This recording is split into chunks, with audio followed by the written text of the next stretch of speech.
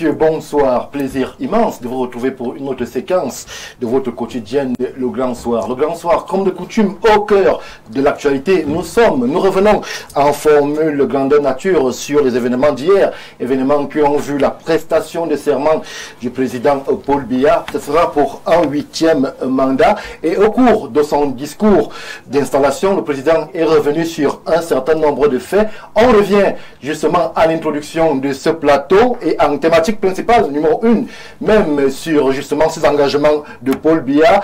Une batterie d'engagements a été prise par celui qui va présider aux destinées du Cameroun pour les 7 prochaines années. Ensemble, on va justement s'interroger, pourront-ils ces engagements-là être tenus? Assiste-t-on à des formules, à une rhétorique déjà entendue? Ce sera aussi l'une justement des interrogations qui va meubler nos échanges.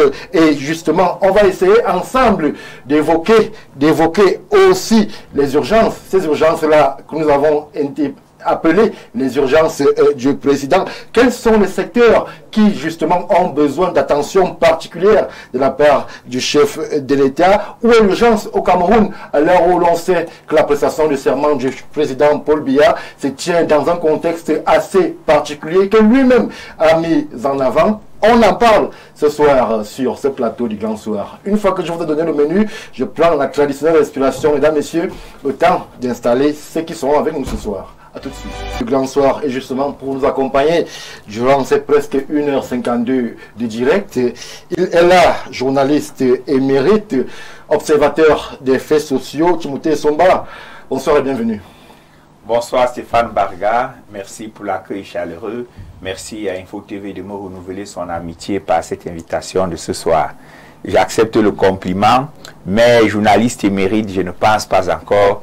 J'ai encore beaucoup à apprendre, beaucoup à donner à ce noble métier qu'est le journalisme. Mais je me réjouis de ce que le chemin déjà accompli soit admiré par des confrères, par des pairs. Parce que ce qui nous manque souvent au Cameroun, c'est davantage les critiques et les appréciations des pairs qui, eux, ont les outils nécessaires pour apprécier la qualité du travail. Merci Timothée et Somba. On reviendra avec vous justement sur le regard du journaliste sur les événements d'hier. Permettez-moi d'accueillir Monsieur Jacques Yété Mboté. C'est un leader politique, l'Union des populations du Cameroun. Il en est secrétaire général adjoint, ancien maire de la commune de Déa 1er, cadre retraité du MINEPAT et diplômé de l'Institut des relations internationales du Cameroun. Monsieur Yété, bonsoir. Bonsoir, merci de m'inviter, merci de m'associer. Je suis content de me retrouver sur ce plateau que vous animez souvent très bien. J'ai l'habitude de vous suivre et aujourd'hui je suis avec vous, je suis devant vous. Merci pour la présence. Nos autres invités sont dans les loges. Ils nous rejoindront dans quelques secondes, dans quelques poussées de secondes. Le temps pour moi, justement, d'amener déjà Timothée Somba vers la première actualité qui nous amène du côté du palais de Verre, le tout nouveau, du côté de Mwakile, où hier, justement, on a pu assister à cette cérémonie où le président Paul Biya prêtait serment. C'était pour justement son 8e mandat. On a pu voir un dispositif assez particulier. Avant qu'on entre dans les engagements, Timothée Somba, l'œil du journaliste, qu'est-ce qu'il aura retenu? Bon, j'aimerais d'abord dire que c'est le 9e mandat. Oui.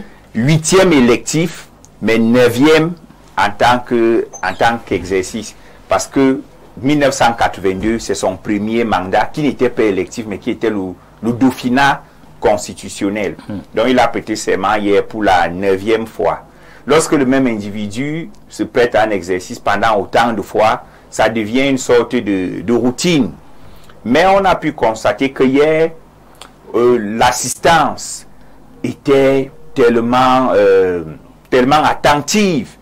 On ressentait que l'assistance, et même nous les téléspectateurs, avions besoin d'entendre quelque chose, peut-être pas de nouveau, mais quelque chose qui relève d'un sursaut pour exorciser le contexte actuel qui est relativement tendu et en proie à une conjoncture économique relativement peu reluisante. Oui, Timothée, je vais me rassurer qu'on est en harmonie avec notre réalisation. On peut déjà nous proposer la première thématique qui...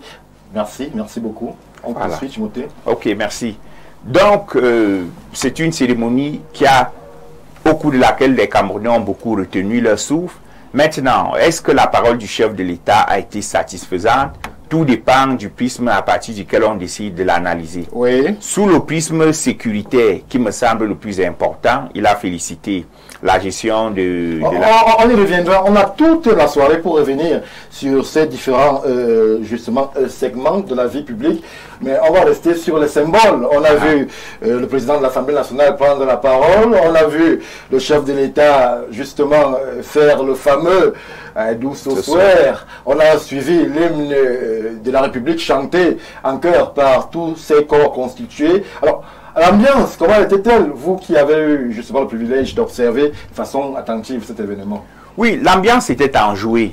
Pourquoi? Parce que les apparitions publiques du chef de l'État qui sont allés en se rarifiant sont devenus de véritables moments de grande curiosité. Une curiosité négative pour ses contenteurs, une curiosité davantage positive pour ses turiféraires ou alors pour ses soutiens. Maintenant, je veux penser que 90% de ceux qui étaient au nouveau palais des Verts Paul Biya hier étaient davantage ses soutiens. On a donc pu voir des chars. On a vu aussi des acteurs politiques, des opposants, des ex-candidats. Oui, c'est pour ça que j'ai parlé de 90%.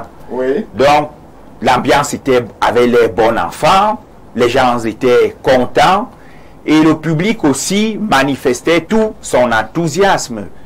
Je m'aurais dit que c'est une cérémonie qui n'a pas dérogé à ses devancières en termes de rituel, au niveau de la portée juridique du serment qui représente quand même, selon l'article 7 de la Constitution du Cameroun, l'entrée en fonction du chef de l'État. C'est donc la fin d'un cycle de pratiquement 1 mois ou 3 mois de quasi-intérim, une sorte d'intérim qui ne dit pas son nom, parce que le code électoral voudrait que le président de la République reste en fonction jusqu'à la prestation du nouvel élu. Oui. Vous aurez donc observé que durant les 3 derniers mois, les décrets forts étaient rares. Parce qu'une fois que le corps électoral est convoqué, il y a une sorte de chape de plomb qui amenuise le pouvoir décrétal en le limitant à la gestion des affaires courantes. Par contre, à partir du moment où il est élu, il est auréolé du sceau de la République. Vous avez vu hier, il a reçu les attributs, les sentiers de canon, signes d'allégeance des forces de défense et signes de reconnaissance de sa majesté ont été tirés hier. Ce sont autant d'éléments qui fascinent, surtout pour les jeunes.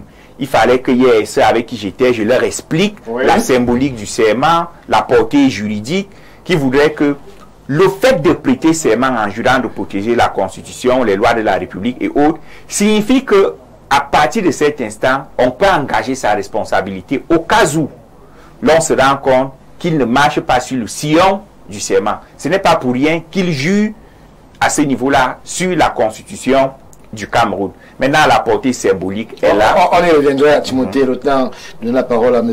Yété Mboté. Alors, vous aussi, vous avez observé la cérémonie. Le regard du politicien, le regard justement du diplomate en tant qu'ancien des lyriques, le regard du Camerounais. Qu'est-ce que vous avez retenu lors de cette prestation de serment? Oui, je veux d'abord dire que les élections se sont bien déroulées. Oui. Nous avons pris acte de la proclamation des résultats par le Conseil constitutionnel. Le président a prêté serment hier. Oui. Et nous pouvons dire aujourd'hui que les choses sont en train d'avancer.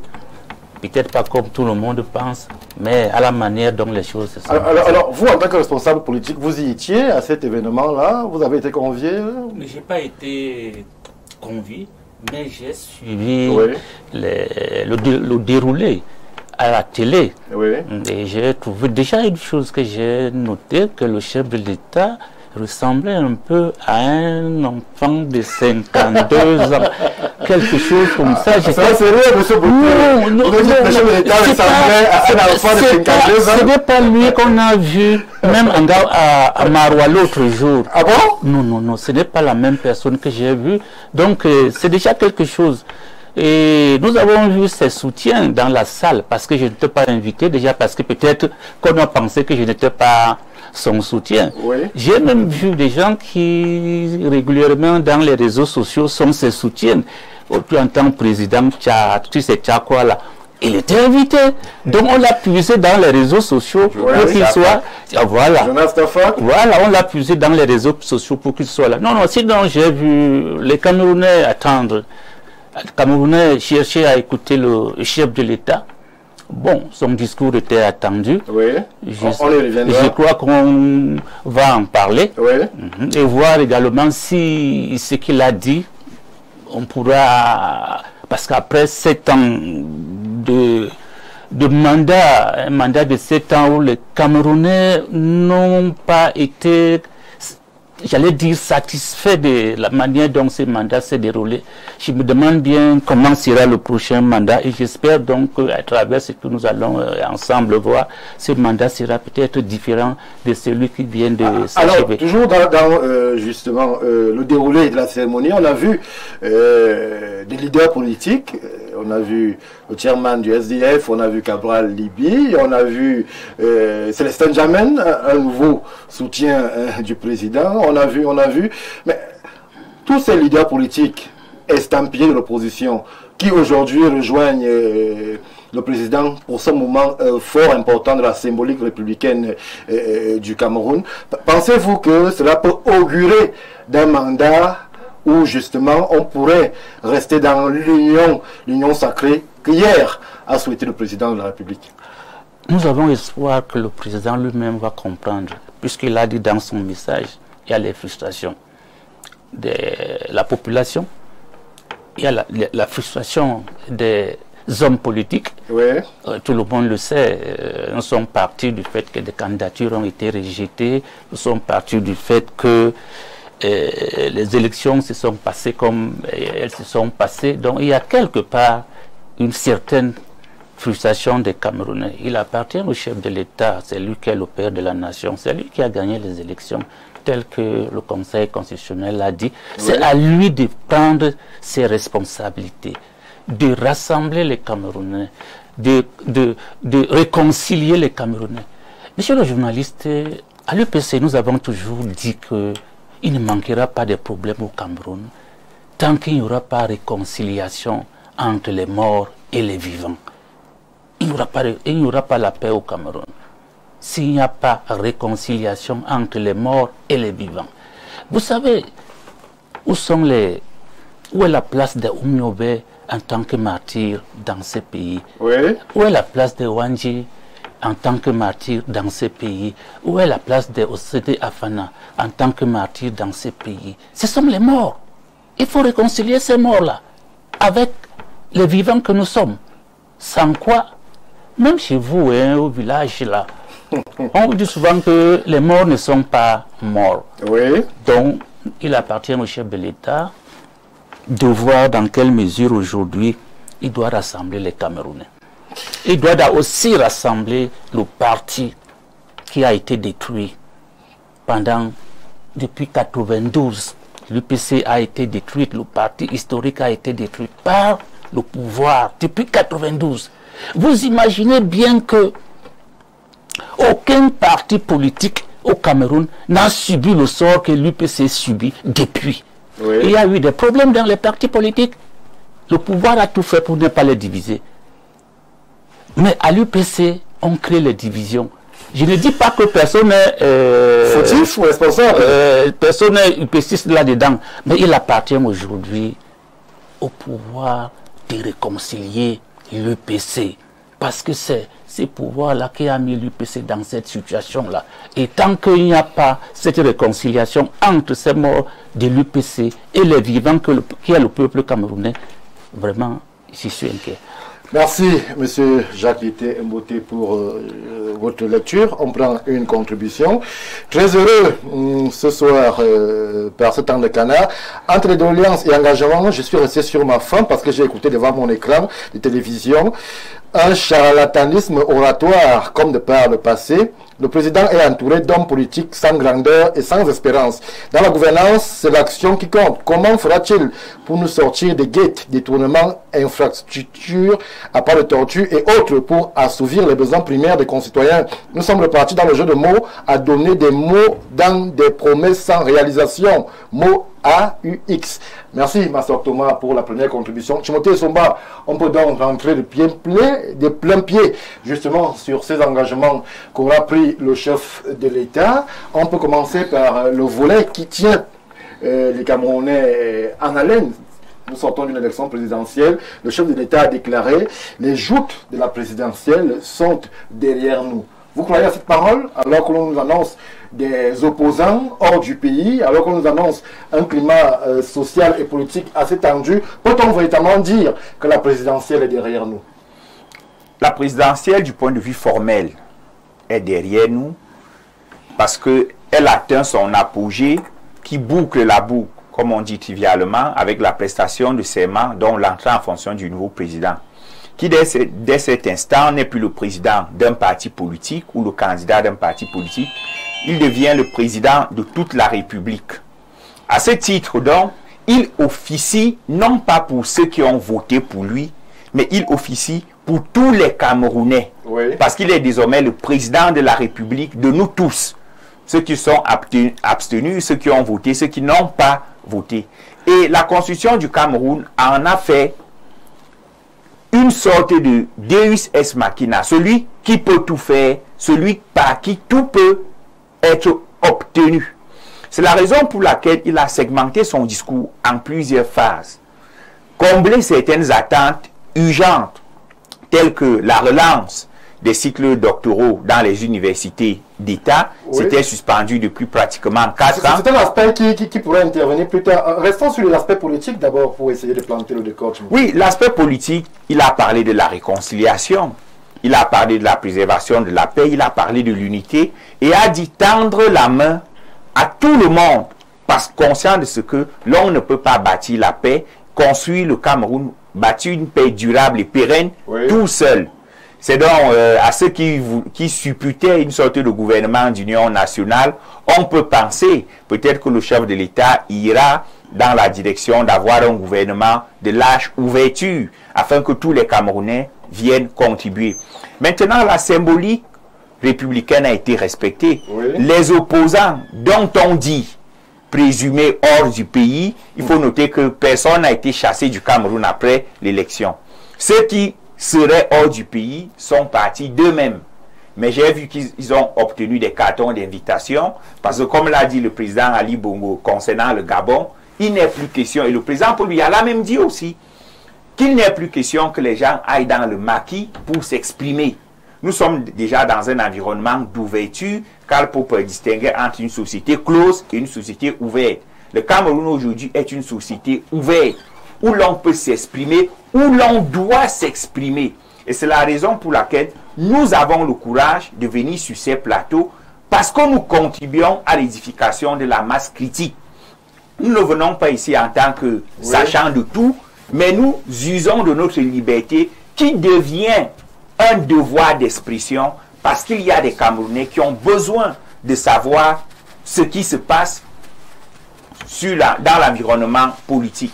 Donc, du point politique, à mon sens, les choses ont été dites telles qu'il le fallait. N'oubliez pas que le discours de prestation de serment n'est à proprement pas parler un programme de gouvernance. Oui. C'est un discours qui fixe le cap, qui peut même avoir une valeur. C'est un discours qui était fortement entendu, Timothée Somba. C'est un discours, vous-même vous l'avez dit, la parole présidentielle est rare. Et elle était attendue justement après un processus électoral assez tendu qui a débouché ici et là sur quelques échauffourées. Il fallait, et il était urgent pour les Camerounais qu'ils écoutent les premières et grandes orientations du chef de l'État nouvellement élu. Non, il faut que les Camerounais aient le sens de la culture politique. Certes, le discours était attendu, mais ce discours n'est pas une volonté du président Paul Biya qui a prêté serment hier. C'est une obligation légale. Ça veut dire que c'est un discours qu'il est obligé de faire parce que n'ayant pas le choix. On a coutume de dire qu'il est légaliste. Vous voyez donc que dans le cadre d'une obligation juridique, le sentimentalisme et les émotions ne peuvent pas se mêler. Il est obligé de souscrire à un rituel républicain et de rester un peu dans une sorte de cosmétique. Il a été élu sur la base d'un projet de société, d'un programme de campagne. Une fois qu'il est élu, c'est ce programme que nous devons scruter de près. Le discours a une valeur locutoire, de toute évidence, mais davantage une valeur perlocutoire. La preuve, il n'a véritablement pas pris de décision hier. Il n'y a pas eu de nomination dans le cadre de ce discours. C'était davantage des annonces, la volonté de rassurer les attentes, notamment au niveau sécuritaire, et la volonté de montrer que le jeu politique se déroule bien, parce qu'il est quand même à bénéficier des félicitations. Une sorte d'englobement, puisqu'il est quand même organisé par les élections seules. Donc ces félicitations, par phénomène d'irradiation, concernent l'activité du MINAT, concernent l'activité du Conseil constitutionnel, qui ont donc bénéficié de ces félicitations hier, sachant que nous sommes à l'orée, nous, encore, de deux échéances électorales, les régionales dans quelques semaines, les législatives et municipales l'an prochain. Donc, le volet politique est à prendre en considération parce qu'il a appelé, sans le dire avec mes mots, à l'apaisement. Parce que nous devons savoir que l'élection présidentielle est d'abord un jeu. Ça rentre dans le jeu politique. Et qui dit jeu politique, dit fair play, dit acceptation de la défaite ou acceptation de la victoire de l'autre. Et surtout, respect après le combat. Observez lors des matchs de football, dans tous les événements sportifs, dans toutes les batailles sportives, à la fin, les deux adversaires, parce que nous ne sommes pas des ennemis, nous sommes des adversaires. L'adversité suppose le respect d'un ensemble de règles. Ça n'a rien à voir avec la bataille guerrière, non. Une fois que l'élection est terminée, aujourd'hui, il ne s'agit plus de Paul Biya, RDPC, contre XY, il s'agit de Paul Biya, le président. Et les attentes que nous avons vis-à-vis de lui sont le continuum des insatisfactions du dernier septennat. C'est la raison pour laquelle tout Camerounais, même celui qui n'a pas voté pour lui, est fondé à avoir des attentes et des espérances vis-à-vis de lui. Il était donc nécessaire qu'il rassure que l'ordre régnera. Qui dit ordre, dit paix, parce que sans l'ordre, il n'y a pas de paix. Et sans paix, même les revendications politiques ne sont pas possibles. Les Camerounais avaient besoin de l'entendre. Et vous avez vu la presse aujourd'hui. Une bonne partie de la presse est restée focalisée sur cette expression. L'ordre régnera. Merci. Jacques Etemboté, peut-on dire qu'on va vers l'apaisement ou alors que la volonté présidentielle de l'apaisement sera suivie lorsque l'on sait que le deuxième à l'élection présidentielle au Cameroun, bon, on va pas dire il est hors du pays, mais il est plus ou moins porté disparu. Il est hors radar. Est-ce que dans ce climat-là, on peut véritablement aller vers le consensus souhaité par le président et trouver l'équilibre de la paix? Nous avons suivi le discours du président de la République hier. Il a parlé de l'apaisement. Nous osons croire que dans les prochains jours, la présidentielle sera derrière nous. Nous osons croire parce qu'il lui appartient, lui le chef de l'État, lui le garant de tout, de prendre ses responsabilités. Je l'ai dit tout à l'heure, parce qu'il a gagné les élections. Pour un cas comme celui-là, qu'est-ce qu'on fait lorsque le deuxième est hors du pays, lorsqu'il est porté disparu, on l'appelle, on essaie de trouver le consensus. Comment est-ce qu'on fait? Bon, je ne sais pas si déjà le ministre Siroma, deuxième à l'élection présidentielle, tel que ça a été proclamé par le Conseil constitutionnel, je ne sais pas déjà s'il est hors du pays, mais j'ai dit que le chef de l'État, dans le contexte politique actuel, doit réconcilier les Camerounais, il doit réconcilier tous les Camerounais, quel que soit l'endroit où ils se trouvent. Nous voulons l'apaisement, nous voulons la paix, nous voulons la sécurité, nous voulons la compréhension, nous voulons l'entente. Et il n'y a que lui seul qui est à même de faire en sorte que tout ce que je dis là se passe dans le pays. Issa Chiroma, si on suppose qu'il est hors du pays, je ne sais pas si c'est au ciel. Bon, mais s'il n'est pas au ciel, ça veut dire qu'il est quelque part. La paix, ça le deuxième. Il ne peut pas facilement, je le dis honnêtement ici, il ne peut pas avoir facilement la paix sans le deuxième. Parce que il a eu, comme on dit, 35%. Vous savez ce que ça représente au Cameroun? Oui. Moi, j'ai suivi les résultats de ces élections. Je l'ai vu également gagner, c'est monsieur qui est dehors, monsieur Issa Chiroma, gagner presque partout aussi. Même là où il n'avait pas, quand je dis gagner, ça veut dire qu'avoir comment j'ai dit ça, des votants partout. Oui. Donc il n'y a pas un endroit, même un village où il a eu 0 voix. Il n'y en a pas. Ça veut dire qu'il est représenté partout aussi au Cameroun.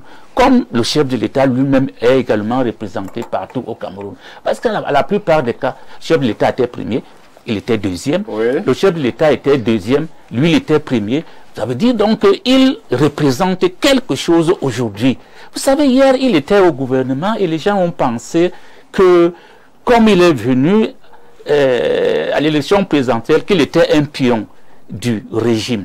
Je crois que la suite nous a montré qu'effectivement, il n'était pas un pion. Donc, celui qui n'est plus un pion aujourd'hui doit être aussi pris en compte dans la réconciliation. À ce niveau, lorsque l'on est acteur politique et qu'on observe donc le déploiement, le jeu des acteurs, est-ce que vous pensez que le candidat Chiroma, qui est arrivé deuxième selon les résultats du Conseil constitutionnel, a franchi une ligne rouge? A-t-il encore sa place au sein justement de la grande table républicaine? Bon. Vous savez, il y a beaucoup de choses que moi j'appelle animées par les va-t-en-guerre, qui entretiennent un certain nombre de choses que vous ne pouvez pas, ou entretiennent et même animent un certain nombre de choses que je ne peux pas peut-être dire ici parce que je ne maîtrise pas assez. Oui. Mais je sais qu'il y a sa place dans ce pays encore. Il y a sa place dans, j'appelle ça, la réconciliation de Cameroun. Vous pouvez pas avoir, vous voyez, regardez un peu en Côte d'Ivoire. Quand Gbagbo était allé en prison à La Haye, les gens disaient qu'il n'y aura pas la paix en Côte d'Ivoire tant que Gbagbo ne revient pas. Oui. Donc, prenez ça aussi en compte. Le Cameroun n'est pas très différent de la Côte d'Ivoire dans la mentalité. Quand Gbagbo est revenu en Côte d'Ivoire, vous avez vu que les choses ont changé un peu dans le cadre de la réconciliation. Vous appelez à un retour d'Issa Chiroma? Oui, oui. Moi, je crois qu'il a sa place dans le cadre de la réconciliation des Camerounais. Parce qu'on en a besoin aujourd'hui. Dans le cadre de l'apaisement, même dans le cadre de la sécurité, et je ne sais pas, on en a besoin de lui. Parce qu'il a des gens qui l'ont voté.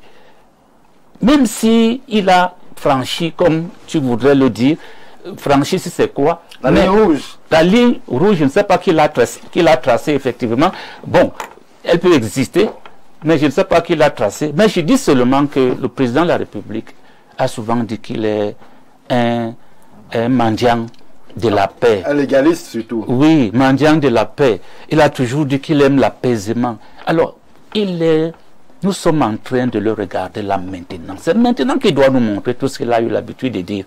Donc, qu'il nous montre effectivement qu'il est un mendiant de la paix dans son pays déjà, qu'il aime pour l'apaisement, qu'il est l'homme de rassemblement. Voilà le moment. Le Camerounais le regarde. Il a prêté serment hier et nous sommes en train de le regarder et nous attendons. Parce que ça, c'est son premier chantier. C'est son premier défi. Oui. C'est lui de réconcilier les Camerounais. J'ai commencé par vous dire au départ qu'il y avait un autre défi de réconcilier les morts et les vivants. Qu'est-ce qui divise les Camerounais, M. Jacques Temboté? Qu'est-ce qui fondamentalement fait à ce que les Camerounais ne puissent plus se regarder en odeur de sainteté? Y a-t-il cette division sur des aspects politiques? Y a-t-il cette division de classe où certains estiment que d'autres, une minorité, auraient pris tous les avantages de la République en otage? Qu'est-ce qui divise, selon vous, les Camerounais? Il y a un problème, c'est qu'il y a une division des Camerounais qui est quelque part tribale. Oui. Alors que cette division n'avait pas sa place ici. Parce que tous les Camerounais souffrent partout où ils sont. Parce qu'il y a une clique de gens. J'ai appelé ça, comment j'ai appelé, le pays des gens qui restent dans le même poste pendant longtemps. Vous imaginez, monsieur le journaliste, que quelqu'un peut mettre à un poste de ministériel ou de directeur général 10 ans, 15 ans, 20 ans, 30 ans. Oui. Mais parce que vous n'êtes pas là aussi, vous n'êtes pas Camerounais aussi, parce que vous ne méritez pas aussi, et ça frustre les autres Camerounais. Et vous voyez ces choses comme ça là où, bon, moi je ne sais pas, mais où quelqu'un est resté là. Si, je suppose, hein, que hier, vous m'avez nommé ministre, vous, et M. Essomba est là-dedans, dans ce ministère-là. Dès que je suis arrivé, j'ai indexé M. Essomba. Ça veut dire que pendant les 30 ans, les 20 ans, je ne sais pas combien d'années que je vais rester dans ce ministère, M. Essomba, sa carrière est brisée. Il faut apprendre à changer un peu. Le président a été élu. Mais les ministres et autres n'ont pas été élus, n'ont pas de mandat. C'est le président qui a le mandat. Oui. Donc on enlève que les ministres ont un mandat. Parce que c'est ce qu'on constate au Cameroun, comme le chef d'État vient d'être élu là. Le mandat des ministres, c'est aussi des directeurs de 7 ans. Merci, M. Jean-Guetté Mouté. On va prendre une minute pour accueillir justement un autre monsieur le maire qui nous a rejoint sur ce plateau. Saint-Éloi Bidou, vous arrivez tout essoufflé dans nos studios. Vraiment, j'avoue que pour arriver ici, il m'a fallu faire beaucoup d'acrobaties. La ville est complètement bouchonnée. Oui. J'ai dû passer par aller recommencer de l'autre côté, ainsi de suite. Mais j'ai dit que... L'essentiel, vous êtes là? Oui. Vraiment, toutes mes excuses à vous, millions de téléphones. Alors, on ne va pas justement vous laisser souffler, le rythme va continuer, puisque nous sommes là au cœur du déroulé de cette cérémonie de prestation de serment du président Paul Biya. On est en plein dans le discours justement d'investiture qui a amené le président à prendre un certain nombre d'engagements. Alors, avec vous, on prend le premier aspect, l'aspect politique. On évoquait avec M. le maire Jacques Yetemboté l'aspect du deuxième arrivé au terme de cette présidentielle, Issa Chiroma Bakari, qui est hors des radars du grand public. On questionnait le fait que l'apaisement et la sérénité souhaités par le président élu, le nouveau désormais président de la République, Paul Biya. Est-ce qu'on parlait d'apaisement lorsque le deuxième à la présidentielle est porté disparu? Je crois que le Cameroun a toujours eu un problème de paix. Nous sommes en guerre dans le Nouzo, nous sommes en guerre dans l'extrême nord. Et voilà un nouveau front qui s'ouvre du fait d'une présidentielle contestée. Vous pensez qu'il y a un front qui s'ouvre? Oui. Quel front s'ouvre? Ce serait trop naïf de penser que un monsieur qui est allé jusqu'à ce niveau-là, c'est toujours la même technique d'endormissement. On vous a endormi. J'ai voulu développer cette thèse-là sur votre plateau une fois en faisant savoir que le RDPC avait pensé qu'il faisait un concubinage incestueux avec le FSNC pour aller préparer le terrain pour empêcher Kamto et Cabral Libi de prendre la place. On a cru que c'était ça. Mais alors que M. Chiroma était dans un autre pacte avec Kamto et les Français. Oui. Bon, vous voyez, donc c'est un front qui s'ouvre et c'est une plaie qui est extrêmement béante. Donc il ne faut pas penser que ça s'est arrêté comme ça. Non, d'ailleurs, hier à Garoua, on a brûlé c'est le lot quotidien. Dans l'extrême nord, il y a les domiciles. C'est pour vous dire que sont saccagés. C'est ça le terrorisme. C'est ça le terrorisme. C'est-à-dire que terrorisme, c'est l'arme du faible. Oui. Et qui doit absolument faire peur à celui qui est fort. Et l'amener à reculer. Donc des actes comme cela, on les aura. Et puis, il va falloir se défendre. Bon, on a eu à combattre déjà Boko Haram avec les armes conventionnelles. Nous avons gagné. Et ce qui commence là, il faut ouvrir les yeux et il faut y aller. Donc, la paix des cœurs est très importante. Les gens parlent de tribalisme, on vit avec le tribalisme. On vit avec le tribalisme. Le président Biya, lui, je peux mettre ma main au feu qu'il n'est pas tribaliste. Oui. Je tiens ça de deux choses. Un ami qui était à l'Assemblée a fait un voyage à Dakar avec le président Kavaï. Ils ont rencontré le président Ijo. Et lui, il a assisté à la conversation. Et il a demandé à Ahidjo, mais pourquoi vous avez choisi Paul Biya? Pourquoi pas un autre? Ahidjo lui a dit, j'ai choisi Paul Biya parce que il n'est pas tribaliste et il est le moins intéressé par les biens. Oui. Donc, il y a ça.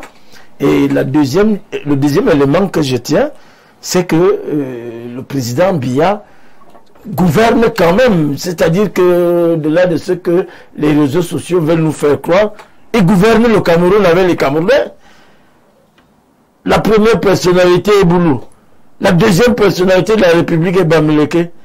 La troisième personnalité de la République est du Grand Nord. Est-ce que cela suffit encore à combler les frustrations du peuple? Qu'il y ait cette représentation au niveau des appareils et de pouvoir? Non, est-ce que ça suffit? Il faut compter avec ça. De toutes les façons, tu ne peux pas gouverner le Cameroun autrement. Mais il le fait. Si ces hommes sont mauvais, ça c'est une autre question. Oui. Mais contrairement à l'image que les lanceurs d'alerte, les éclopés intellectuels qui évoluent dans les réseaux sociaux là, veulent faire croire que les bêtis sont en train de gérer le pays. Non. Le président Biya gère le pays avec tout le monde. Alors, restons pour sortir sur les questions politiques qui peuvent être adossées à des questions de sécurité. Le président est sorti par sa célèbre formule, l'ordre régnera, on peut dire par tous les moyens. Est-ce que vous pensez que cette formule-là, lorsque l'on observe et questionne l'environnement socio-économique, l'environnement politique, l'environnement sécuritaire, avec ce que vous-même avez dénoncé sur ce plateau, ces saccages de maisons de personnalité, ces saccages d'institutions, pensez-vous que la formule-là sera encore justement de la part du président opérationnel? Non, je crois qu'il a eu... Il fallait qu'il le dise. Il fallait qu'il le dise. L'État doit être rassurant. L'État doit assurer. Si un seul instant, les Camerounais ont le sentiment que l'État ne peut pas les défendre, ne peut pas les défendre énergiquement, je crois que c'est la débandade. Oui. Donc, je crois que le président a eu raison de le dire. Il faut reconnaître que les uns et les autres sont allés très loin. Il y a eu des morts. Il y a eu des blessés. Il y a eu des gens qui ont tout perdu. Mais alors tout, la facture, on l'adresse à qui? Aux hommes politiques, à vous les politiciens. Non. Il faut bien établir les responsabilités. Donc j'espère que sa phrase, l'ordre régnera, je compléterai, comme avait dit le président Ahidjo, par tous les moyens. Hein? Il aurait dû... Il ne voulait pas paraphraser Ahidjo, mais l'ordre régnera signifie que on va établir les responsabilités. On va établir les responsabilités. Merci Santelwa Abidou pour ce premier jet. Alors Timothée Somba, on va avancer dans la réflexion. Beaucoup à l'écoute du discours présidentiel ont semblé dubitatifs. Ça a été aussi le cas sur ce plateau. Beaucoup estiment assister à une rhétorique usuelle qui a déjà été plusieurs fois évoquée par le numéro 1 camerounais, les aspects inhérents à l'emploi jeune, les aspects inhérents à la question des femmes, les aspects inhérents justement à la sécurité. Était-on hier dans des redites présidentielles? Non, nous ne sommes pas forcément dans des redites. Mais je vais le redire, puisque la répétition est la mère des sciences.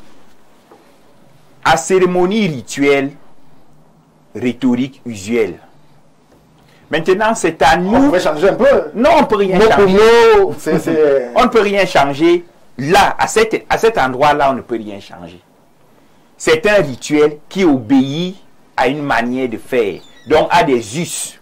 Maintenant, il faut contextualiser chaque discours. Parce qu'en réalité, la pertinence d'un discours réside dans l'environnement contextuel, conjoncturel, dans lequel le discours est appelé à se mouvoir. Le septennat 2018-2025 s'est caractérisé par une flopée de réalisations infrastructurelles et un délaissement du volet social. On a eu, s'il faut commencer à citer secteur par secteur, je pense que le chapelet sera long en termes d'infrastructures. Je pense seulement le cas du Minepat qui a dénombré 108 projets, routes et ponts réalisés en 7 ans.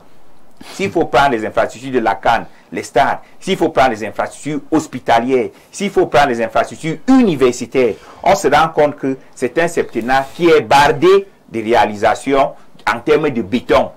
Mais le volet social a été vraiment à la remorque durant ces 7 ans.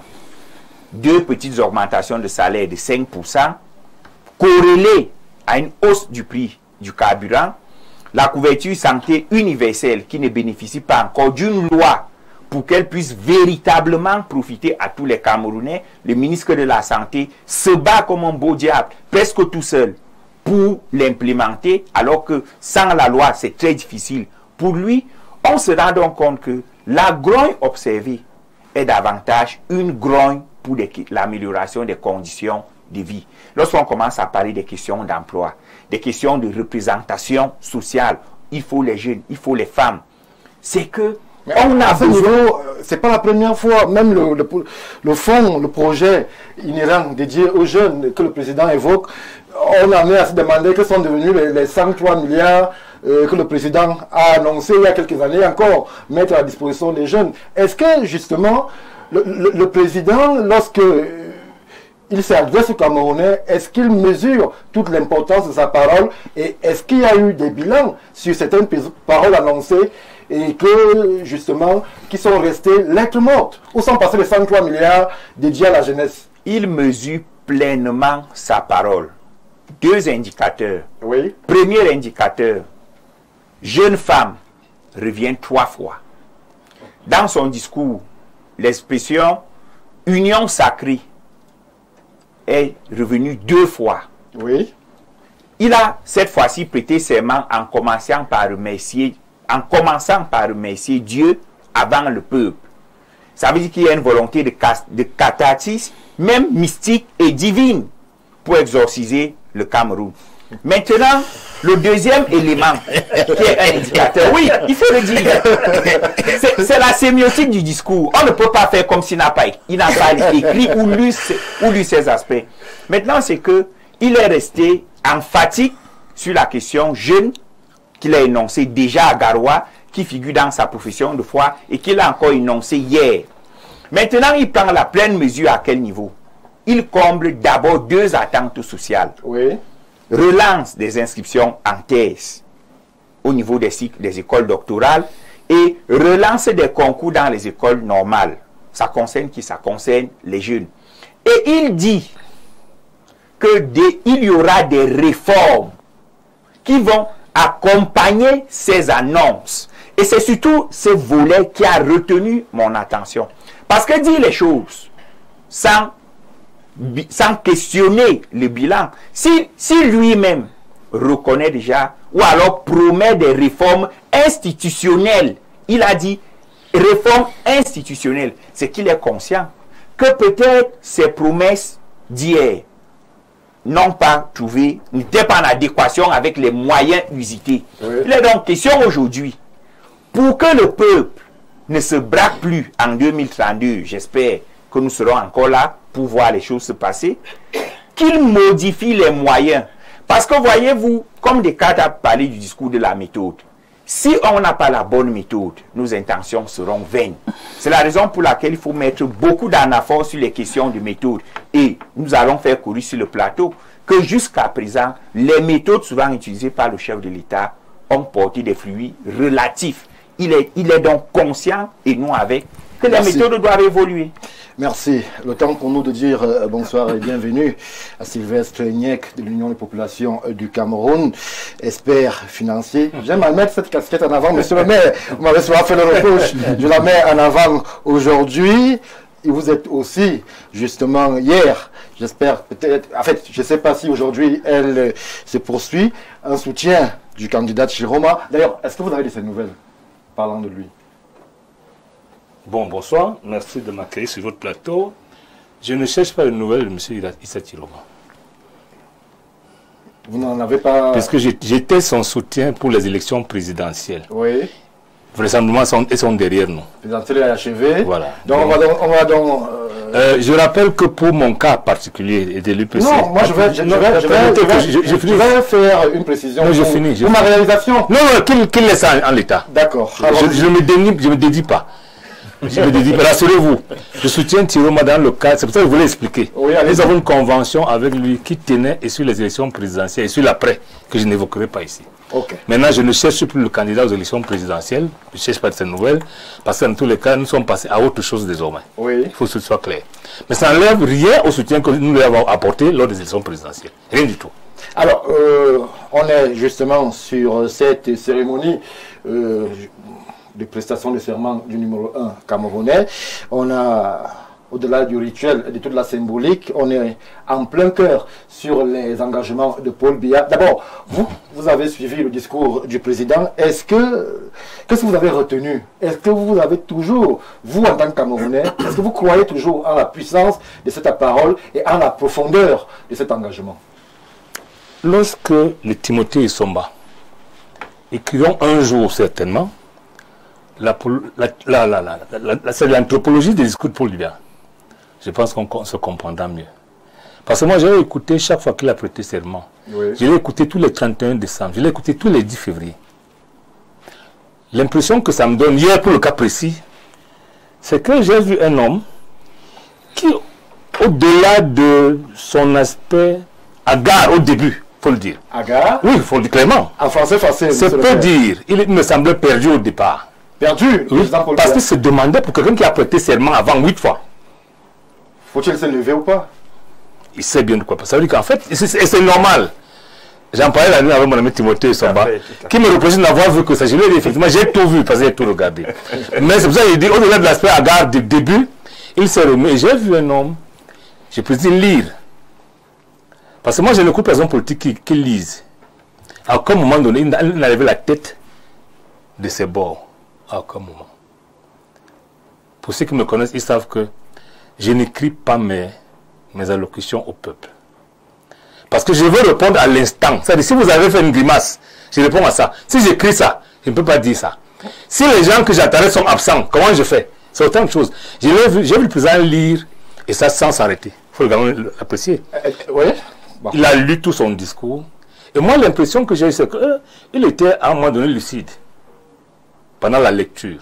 Il était hagard au début, mais après s'est retrouvé. Il était lucide pendant la lecture. J'ai eu l'impression que l'anthologie des discours que Timothée Somba écrit va mieux nous éclairer.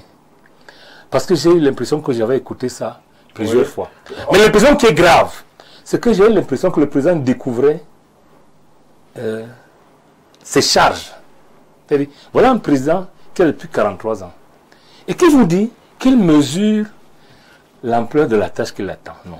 Peut-être la situation d'aujourd'hui est plus délicate que celle d'hier. Je sais pourquoi j'ai dit ça. Parce qu'en réalité, lorsqu'un homme peut se vanter de son bilan, comme Timothée Somba l'a dit, il a dit que si on comptait les infrastructures, on ne s'en sortirait pas. On commencerait aujourd'hui qu'on n'en finirait pas jusqu'à lundi prochain. Il semble. Le président lui-même reconnaît que le peuple n'est pas content. C'est lui qui le dit. Oui. Malgré ce que Timothée Somba dit. Non, le social. Le social je rappelle que les infrastructures participent du social. Vous ne pouvez régler aucun problème social sans avoir réglé préalablement les problèmes infrastructurels. L'infrastructure, c'est quoi? C'est la route, c'est l'eau, c'est l'électricité. C'est ça qui sont... En fait, l'infrastructure qui ne parle pas au peuple. Vous ne pouvez faire que qui ne parle pas au peuple. Le stade de l'Embe, par exemple. Voilà quelque chose. Vous croyez que le football, c'est bien pour le peuple? Mais l'infrastructure... C'est devenu le stade, mais c'était le complexe sportif Paul Biya. Il faut le dire clairement. C'est un échec. Le président lui-même le reconnaît. C'est-à-dire lorsqu'il dit qu'il mesure l'ampleur de ce qu'il attend. Il sait lui-même, et Timothée Somba l'a dit, c'est pas moi peut-être sans le vouloir, le président n'est pas content de son bilan. Il est conscient, et c'est trop visible, que ce qui s'est passé n'est pas tant l'amour ou le désamour pour lui, mais c'est un peu la déception du peuple. À ce niveau-là, là on doit faire chorus. Contrairement à ce que mon ami se pense, on doit faire chorus. Que le peuple souffre, y compris lui.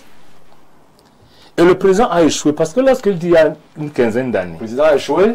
Mais lui-même le dit. C'est pas moi qui dis, le président a fait son bilan lui-même, en disant, qu'est-ce qu'il nous faut?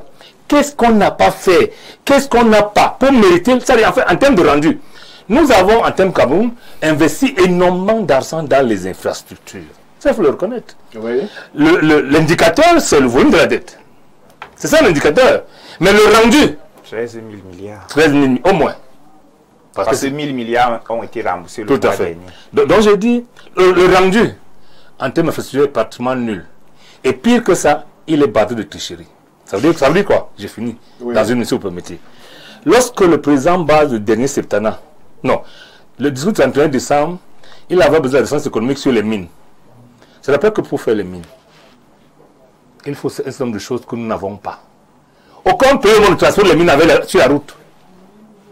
Le président savait que lorsqu'on faisait le complexe industriel portuaire de Kribi, ce n'était pas un simple port qui serait la simple continuité de la route. C'était un complexe industriel. En réalité, en termes de fret financier, il était question de baisser les coûts de fret, de manière que les gens transforment à l'intérieur du port et exportent la matière finie. Et pour le faire, il fallait la voie ferrée que nous n'avons pas. Il fallait la route qui n'existait pas. Dans ces conditions, un projet, c'est un éléphant blanc. Là, on a passé les marchés, chacun a pris sa commission et c'est zéro. On parle la même chose avec l'autoroute. Lorsque vous voulez une économie compétitive, parce que le corridor Douala-Bangui, Douala-N'Djamena rapporte de l'argent au Cameroun, il est question d'être compétitif. Lorsqu'un camion fait sur 240 km, 7 heures de temps, 8 heures, on n'est plus compétitif. En réalité, c'est un échec. Vous ne pouvez donc pas avoir, pas d'électricité, pas d'eau. Quand je dis pas, il y a quand même des guillemets à mettre. Hein, pas de route et régler les problèmes sociaux. Vous faites comment? Même si vous avez les meilleurs hôpitaux du monde, s'il n'y a pas la route pour y aller, vous faites comment? C'est ça le problème. Donc, si Timothée Somba fait volonté, parce que je le comprends, hein, c'est un garçon très intelligent. Lorsqu'il décide de la mettre au service du mal, c'est très grave. Merci. Merci.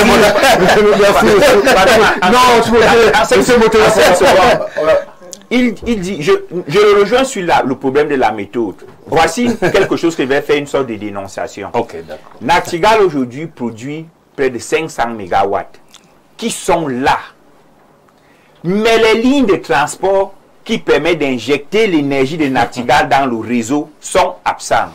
Le gouvernement camerounais paye 10 milliards de pénalités par mois à ceux qui ont construit Nachtigal. Ça veut dire qu'à l'heure actuelle, le Cameroun doit 177 millions de dollars. Pour une infrastructure, c'est un éléphant blanc en réalité. Qui produit le courant, mais qu'on ne peut pas utiliser à cause de deux acteurs. Je vais les citer parce que là, on va dire la vérité. Oui. Sonatrel et Eneo. Il faut construire les autres barrages. Merci. Et donc, là, c'est quoi? Ça veut dire que c'est la méthode qui n'a pas été bonne. Il aurait mieux valu construire les lignes de transport avant de construire le barrage. Merci. On va prendre l'avis de M. Temboté sur un autre aspect qui a été évoqué par le chef de l'État. On parle là de la gouvernance. Il est toujours revenu sur la formule usuelle. La lutte contre la corruption va s'intensifier, elle va s'amplifier.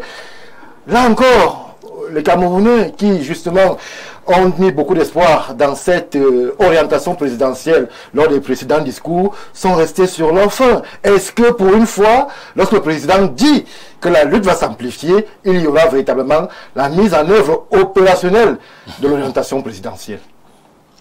Bon, je ne sais pas qui déjà va mettre ça en pratique, parce que quelque part, comme si tout le monde était concerné, mais je voudrais, avant de continuer, dire que en 2032, oui, on sera à 3 ans de l'émergence du Cameroun à l'horizon 2035. C'est ça, non? Ce n'est qu'un horizon. Est-ce que nous sommes... L'horizon asymptotique. Moi, ce qui est en train de me plaire, parce que hier, je pensais que le président Biya ne sera pas là en 2035. C'est pour ça qu'il avait mis ça en 2035, donc il ne sera pas comptable. Mais je suis en train de constater que 2032, il sera à 3 ans. Donc oui, c'est possible qu'il soit là. Qu'il soit là encore. Je le souhaite. Qu'il soit là encore. Donc pour dire que nous avons régulièrement suivi le président de la République parler de la mauvaise gouvernance, parce qu'il a souvent dit lutte contre la corruption. Mais il y a aussi des moments où des gens ont montré, ont présenté des preuves de corruption et autres. Nous n'avons pas vu la réaction du chef de l'État. Nous connaissons ce qui s'est passé avec le Covid et autres. La Cour des comptes a présenté la situation. La Chambre. Oui. La Chambre, pardon, a présenté la situation. Oui. À ce jour, dans des noms précis, les montants. À ce jour, c'est comme s'il n'y a jamais rien eu. Et on a plutôt l'impression que la bagarre qu'il y a eu lors de ces élections-ci, c'était pour tout faire pour qu'on soit toujours là et ne pas être concerné par cette éventuelle lutte contre la corruption qui concerne les points, dont le point que je viens de citer. À ce niveau, vous, selon la lecture qui est la vôtre, c'est que le président est resté dans une formule consacrée qui ne sera malheureusement pas entourée ou alors marquée du saut opérationnel, qu'il est resté dans les formules, dans la rhétorique présidentielle. J'ai demandé qui va mettre tout ça en application aujourd'hui. Oui. Moi, je ne sais pas. Puisque tout le monde semble être concerné. Et tout le monde semble... quand je dis tout le monde, nous tous, hein, donc, y compris vous et moi, tout le monde semble être concerné. Et on a l'impression qu'on fait tout pour que rien ne bouge, oui, pour qu'on aille vers ce côté-là. Je me demande donc comment le chef de l'État pourra mettre tout ce qu'il dit là en application concernant cette lutte contre la corruption. Il va utiliser quoi? La CONAC? Mais la CONAC existe. Il va utiliser quoi? La NIF? Il va utiliser quoi? Comment on appelle la Chambre des comptes? La Chambre des comptes, le Conseil... comment on appelle? Discipline budgétaire. Non, l'autre là... le COMSUPE. Le TCS. TCS. Je ne sais pas qui va faire appliquer ça. Ça va partir d'où pour arriver peut-être au TCS? Ça va partir d'où pour arriver à tel endroit? Non, nous sommes bloqués. Nous pensons que si réellement le chef de l'État veut mener la lutte contre la corruption, il doit faire un effort de revoir sa propre gouvernance. Ça veut dire qu'il doit prendre des nouvelles personnes, les mettre en place et leur donner des orientations à cet effet. Mais si c'est la même chose, parce que le président a un mandat de 7 ans, les ministres aussi vont avoir un mandat de 7 ans, je ne sais pas comment les uns vont combattre les autres. On a vu ça dans d'autres milieux, oui, que par solidarité de corps. Lui, on l'avait appelé à un moment à la solidarité gouvernementale. Oui, il y a une mauvaise solidarité là-dedans. Ça veut dire que vous voyez que quelqu'un est en train de gêner même le fonctionnement du gouvernement. Mais comme c'est votre collègue ministre, vous restez calme. Alors, je disais concernant la lutte contre la corruption, je ne sais pas. Bon, j'attends comme vous. Chacun verra soleil à sa porte. Alors, je reste avec vous, monsieur le maire de Saint-Éloi Bidon. Le président s'est exprimé, mais sur le plateau, on semble faire chorus pour une fois sur l'urgence ou alors la nécessité d'un renouvellement justement des bras ouvriers du président. Est-ce que moi, je ne crois pas. Le remaniement ministériel, permettez à M. le maire Bidon de répondre, qui est tant souhaité par une certaine frange de la classe politique au Cameroun, serait la solution pour faire bouger le mammouth ou alors démarrer les choses, puisque M. le maire y était sur le plateau, estime qu'on ne bouge pas, le président parle, rien ne change, l'appareil semble sclérosé, ou alors l'appareil semble un appareil destiné à s'entraider sans faire bouger les choses au Cameroun. Est-ce que l'urgence n'est pas à un remaniement ou alors justement à un renouvellement de la classe politique tout simplement? Quand j'ai écouté M. Timothée Somba tout à l'heure, il nous a tellement vanté les réalisations du président. Il faut maintenir les gens qui ont réalisé. Au cours des 7 ans qui se sont écoulés. Quand si j'ai menti à ce qu'il a dit, il n'y a pas de nécessité à faire un remaniement. Ils ont bien travaillé. Ils ont bien travaillé. Mais le président, la preuve c'est que ils ont passé quand même 7 ans. 7 ans sur place. Pour les derniers. Et il y en a qui cumulent 50 ans de gouvernement. C'est-à-dire qu'ils étaient déjà ministres au temps d'Aïdjo. Et ils continuent à être ministres pendant 43 ans. Et il y a les réalisations. Et les exemples sont légion. Non, il faut être sérieux. Les élections sont terminées. Le président a gagné. Il faudrait qu'il écoute ce que le peuple lui demande. Le peuple lui demande aujourd'hui de se munir d'un cacheur et de nettoyer l'écurie d'Ogias qu'il a placé comme gouvernement. C'est de ça qu'il s'agit. Et j'ai dit, le président a-t-il gouverné pendant les 7 ans qui sont passés pour penser que il va mettre de côté ceux qui ont gouverné à sa place? C'est vous qui l'avez dit? Non, non, de toutes les façons, non, il faut pas, il faut être très sérieux. Le président est, je dis, les élections sont terminées, il a gagné et il faut avoir des mots durs vis-à-vis de lui. Peut-être que ça va le sortir du coma politique dont il est victime. Dont il est victime. Le président, on attend de lui qu'il change les hommes. D'abord les hommes. Et si vous regardez bien, le président est très contesté. Les gens ne veulent pas le dire, mais ils le voient, ils le vivent. Même le RDPC a voté contre lui. Quand vous vous en tenez au genre de calcul de l'arithmétique, des équations paramétriques qu'ils ont passé le temps à nous vanter avant les élections, vous vous rendez compte que le président est lourdement contesté. En 1992, le président avait eu 35% pour gagner une élection. En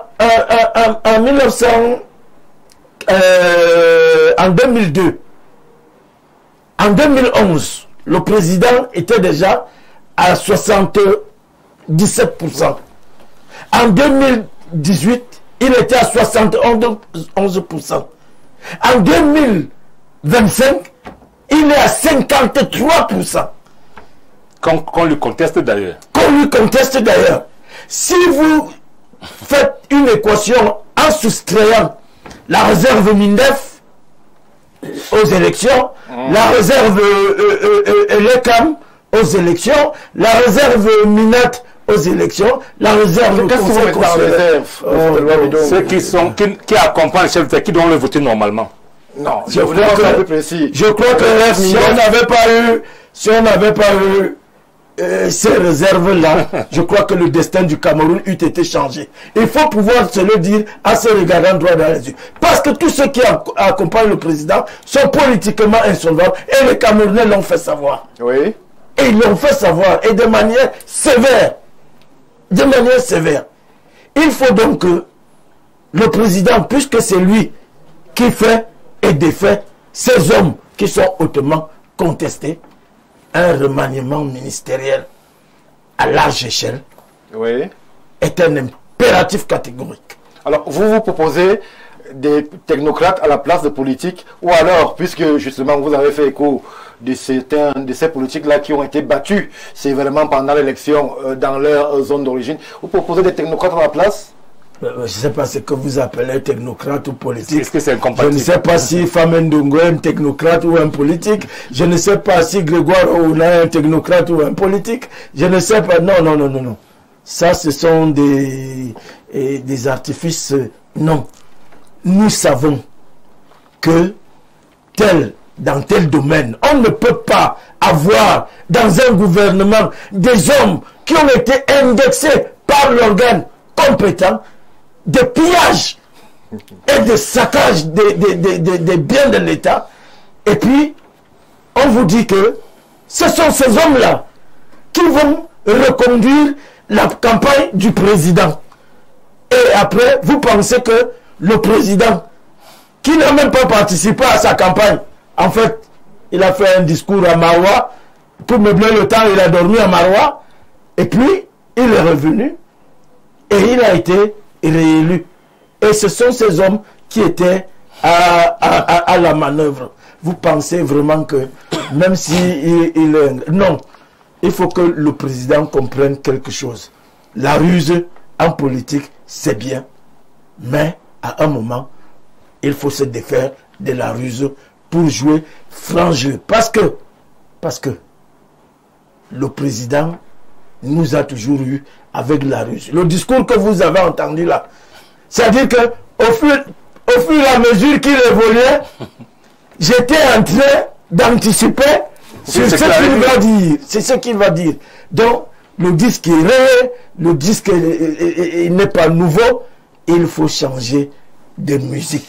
Merci, merci. C'est un impératif. Saint-Éloi Bidoum, une ou deux réactions avant la prochaine prise de parole. Bonsoir Stéphane et au panel. Et il me semble que M. Bidoum était drastiquement opposé à la candidature de M. Biya. J'ai réécouté la profession de foi du président de la République en 2018. Je peux aussi faire une liste de promesses que le PR a fait aux Camerounais et aussi à la diaspora. Semble-t-il, en 2012, 13 ans après, rien. Il y a 40 ans, on allait de Douala à Bafoussam en 3-4 heures. Aujourd'hui, c'est le double. Idem pour Yaoundé-Douala.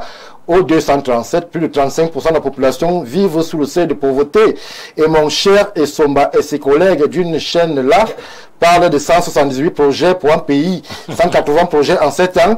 C'est ce que certains font en un an. C'est triste. Et sans que beaucoup de Camerounais vont encore aller mourir dans le désert. Je vais m'arrêter là pour la contribution. Bonsoir le panel. Belle émission que je regarde d'ailleurs tous les soirs. Je voudrais dire au monsieur en costume bleu marine qui pense que monsieur Issa Chiroma a sa place dans notre gouvernement, qu'il se trompe. Pas dans le gouvernement, qu'il corrige ce que j'ai dit.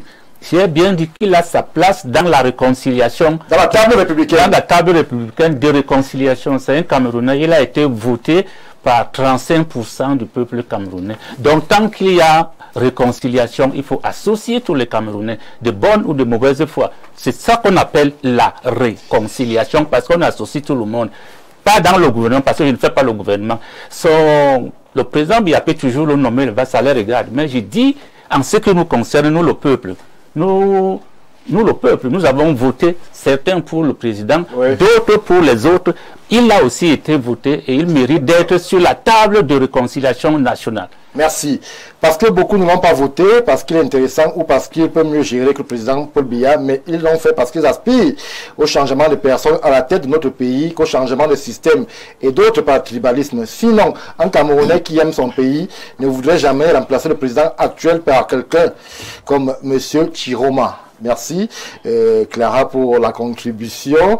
Je préfère ne pas relayer le reste. On prend rapidement une ou deux. Bonsoir à tous sur le plateau.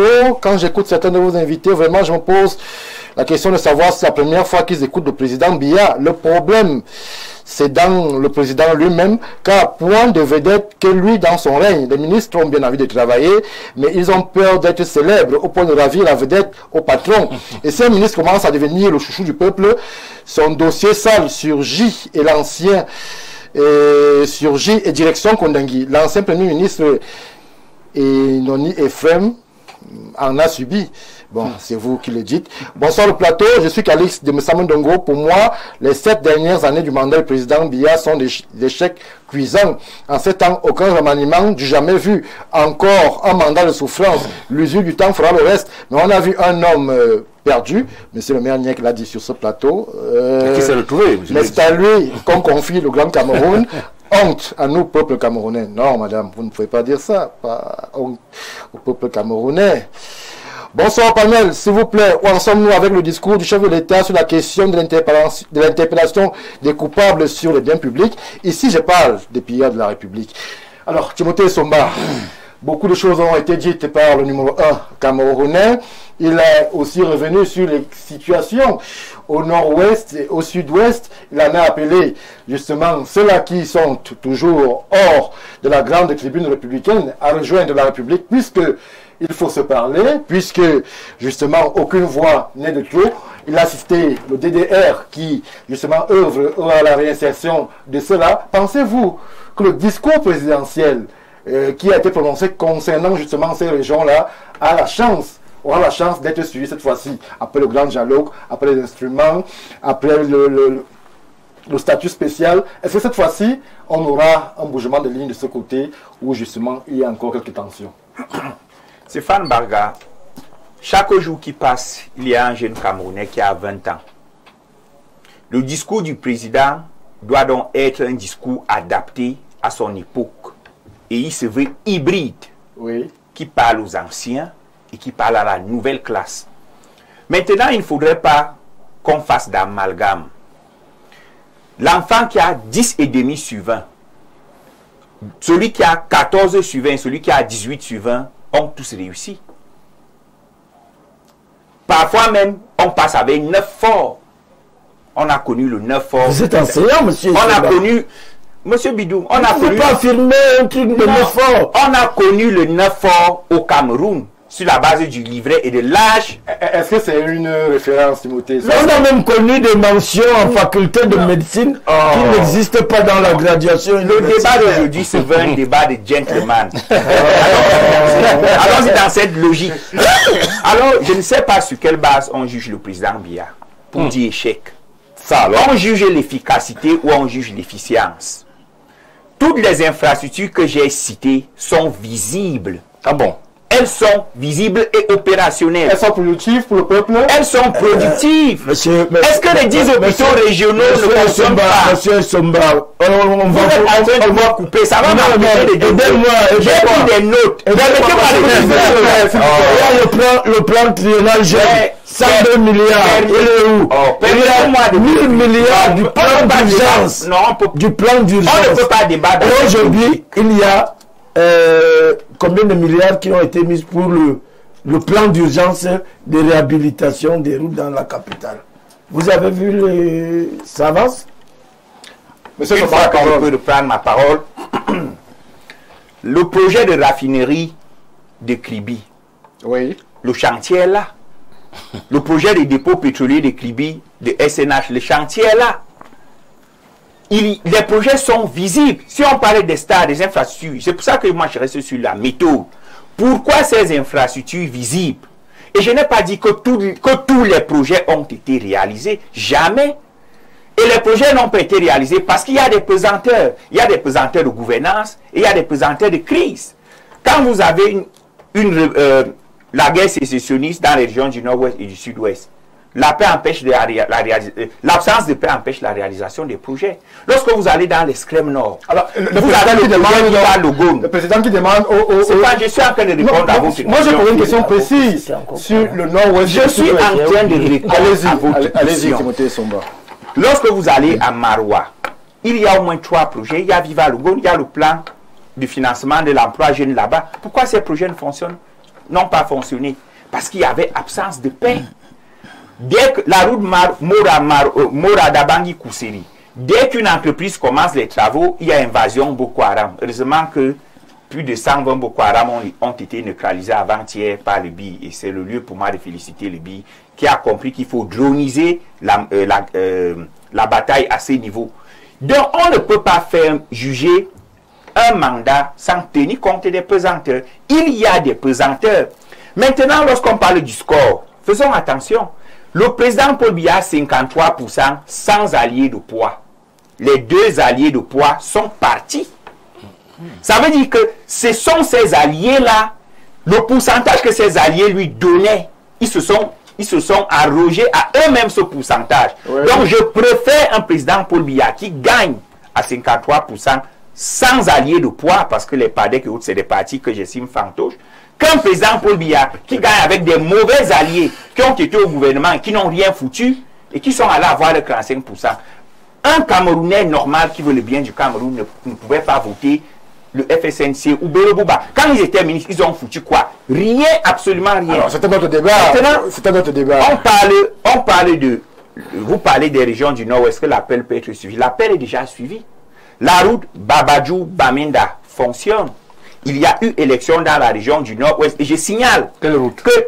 Non, elle fonctionne, monsieur le maire. Quelle route? La route Babadjou-Bamenda fonctionne. Non, une partie de cette route. Non, pas une partie. J'y étais. Je parle en tant que témoin au Congrès. Combien de kilomètres ont été goudronnés de ce côté? Ce n'est pas question de combien. Est-ce qu'on peut partir de Babadjou pour Bamenda? Tout bitume, oui.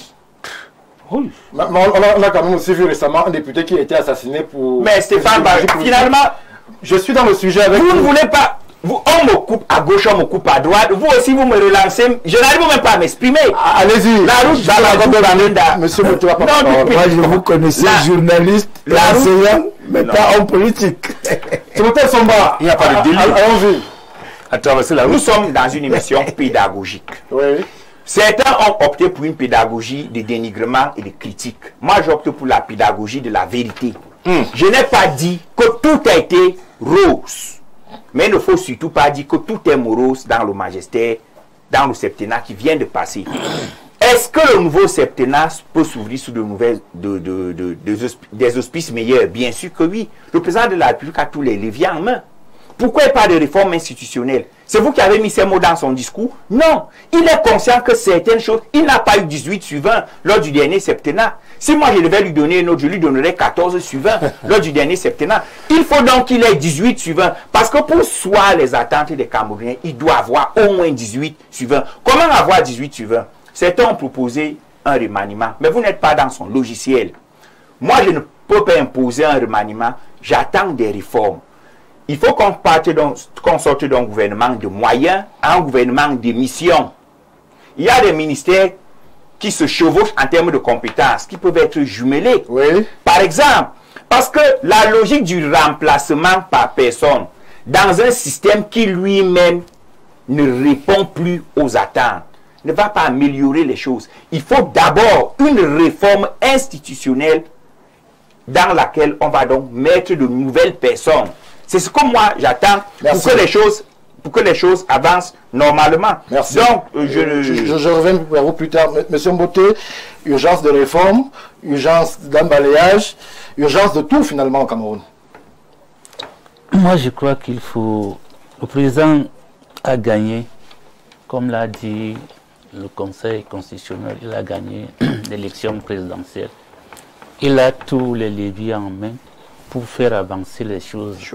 Mais nous avons un problème. C'est le problème là que je pose depuis que nous sommes là. Oui. Qui va implémenter cela? La volonté présidentielle. La volonté, s'il en a, du moins à travers le discours, qui va le faire? C'est les mêmes gens? Non, ils ne peuvent pas. Nous avons fait 7 ans de souffrance, de misère, de frustration. Mais si le président est conscient de cela, parce qu'il a relevé dans son discours, il faut qu'il change de logiciel. Voilà. Il y a eu 7 ans de perdu au Cameroun, de la souffrance. Certains évoquent plus que 7 ans. Oui, bon, prenons ce mandat là, monsieur le journaliste, prenons ce mandat même là, plus proche là. Oui. Regardez vous-même. Si les Camerounais ont voté comme ils ont voté, ça veut dire qu'il y a une sanction quelque part. Les résultats sont là-bas. La sanction n'est pas la punition, monsieur. Oui, d'accord, disons comme nous voulons. Mais nous disons que les résultats sont là-bas, mais la réalité du comportement des Camerounais lors des élections est aussi de l'autre côté. Donc pour dire que les Camerounais voulaient quand même que quelque chose change autrement. Mais si quelque chose n'a pas changé autrement, il faut que le président prenne ça en main et qu'il fasse changer les choses autrement. C'est ce que nous attendons de lui. Tout ce que nous disons là qu'il va faire, il va faire. Il va faire ça comment, avec qui? C'est pour ça que nous le regardons, nous l'attendons. Parce que s'il ne le fait pas, la volonté des Camerounais a été, avant même les élections, qu'il y ait un changement quelque part dans ces pays, des ministres et autres. Oui.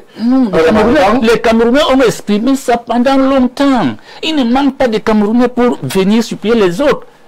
Il ne manque pas de Camerounais. Monsieur Essomba, on peut bien vous prendre, vous allez le faire. Laissons même les histoires politiques. Disons les choses comme elles sont. Amen, amen. Oui, je serais content qu'on me dise que monsieur Essomba a été nommé. Je sais au moins que quelque part, il y a un changement. Oui. Au moins quelque part, il y a un changement. Et j'ai dit, ce n'est pas une volonté des gens de l'opposition. C'est une volonté du peuple camerounais de voir les choses changer, y compris largement au RDPC. Je disais dernièrement à quelqu'un que moi je connais des gens qui ont voté même contre les partis au cours de ces élections, ceux qui sont du RDPC. Ça veut dire quelque part que et tous veulent que les choses changent. Si M. Essomba est là demain, vraiment, je vous souhaite beaucoup de... Merci. Si M. Essomba est là demain, vous allez voir une autre réaction de la population. Oui. Il faut le savoir.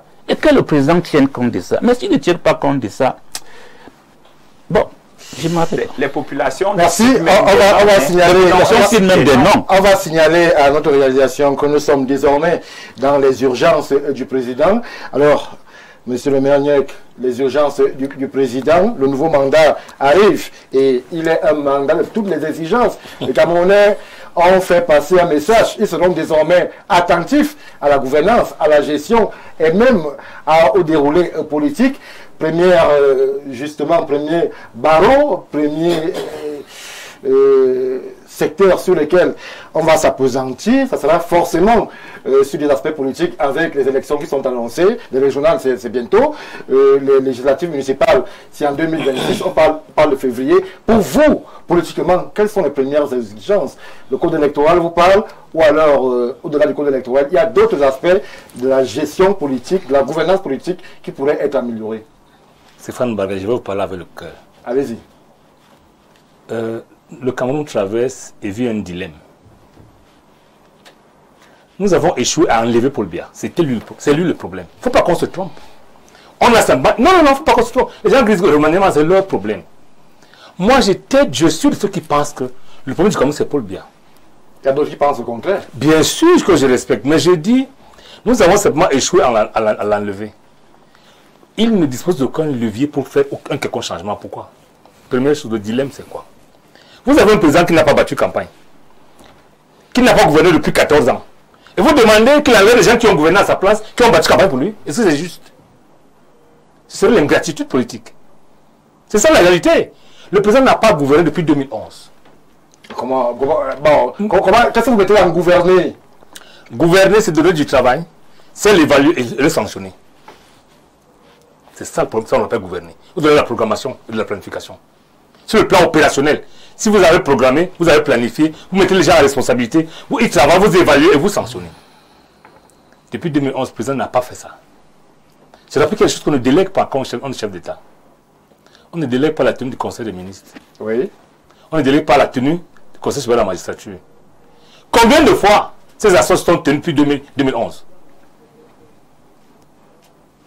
Donc nous sommes dans un dilemme. Le cœur et la haine et la jalousie nous amènent à dire au président, il faut enlever les gens qui t'ont accompagné. Mais en réalité, comment il va faire? Lui qui n'a rien fait, les gens qui ont fait à sa place, même mal fait. Parce que lui n'a rien fait. Les gens ont fait à sa place, ils ont peut-être mal fait. Ils ont battu campagne pour lui, il y en a qui ont perdu, il y en a qui ont gagné. De quel droit, objectivement, il devrait s'en débarrasser? Simplement parce que nous, le peuple, on lui demande ça. Le président, c'est aujourd'hui... Vous prenez dans le statu quo? Non, je suis dans l'embarras. Alors qu'il y a certains milites qui ont été battus dans la région où vous étiez en campagne. Qui véritablement a gagné? Il y a certains qui ont... Je prends les noms de Timothée Somba. Quand même. Non, je prends les noms de Timothée Somba. Il dit que lorsqu'un homme gouverne, pour qu'il soit percuté, c'est qu'il y a 18, n'est-ce pas, Sylvain? Oui. Qui a eu 18, Sylvain? Lui, Paul Motaza, mais Messi. Mais Messi, je rappelle que... 99%. Wow. On PM Indian, 98%. On corrige aujourd'hui, c'est bien. Parce que moi, j'ai entendu 100%. J'avais quelqu'un sur ce plateau il y a quelques semaines qui disait qu'il avait voté à Messi, mais il avait quand même 100%. Le débat n'est pas là. Non, c'était pas ça. Le débat n'est pas là. Puisque le premier, Ndian a 98%. Maintenant, je continue, Stéphane Barga. Je vous ai dit, depuis 2011, que le président n'a aucune raison de se déplacer les gens qui ont travaillé à sa place, même s'ils ont mal travaillé, parce qu'il n'a rien fait. Maintenant, pour la suite, le deuxième dilemme, c'est que nous allons vers un Cameroun ingouvernable. Et ça, il faut le dire clairement. Ne vous trompez pas. Il n'y a aucun moyen pour le président d'avoir les législatives et les municipales. Aucun moyen. Aucun. Le président sera à la tête d'un pays. Je vous le dis, les régionaux ne sont pas un enjeu parce que le code électoral est connu. Oui. Si vous êtes honnête, Timothée Somba souvent honnête quand il veut. Le président n'a aucun moyen. Les 7 mairies de Yaoundé se tomber dans l'opposition, en fait, dans 2 parties de la RDPC. Partout, partout. Lorsque les villes utiles, pas pour dire que ce ne le sont pas, vont tomber en d'autres mains que celles du président, du moins celles de ses hommes, comment va-t-il faire? Lorsque l'Assemblée ne lui sera pas favorable comme il l'entend, comment va-t-il faire? Parce que, en réalité, lorsque vous faites une analyse structurelle du vote, vous vous rendez compte que le président est victime du mensonge parce qu'il aime ça. Le président, il n'aime pas écouter les voix dissidentes. Le président aime le mensonge, c'est grave. Non, il veut qu'on lui dise ce qu'il aime. Et malheureusement, il aime les choses qui brillent. Et les choses qui brillent ne sont pas toujours or. Ses commentateurs le connaissent tellement bien que personne ne lui dit que ça va mal. Je vais prendre un exemple. Vous imaginez que le DGSN, qui est à la tête des renseignements généraux, il y a au moins 360 commissaires spéciaux au Cameroun.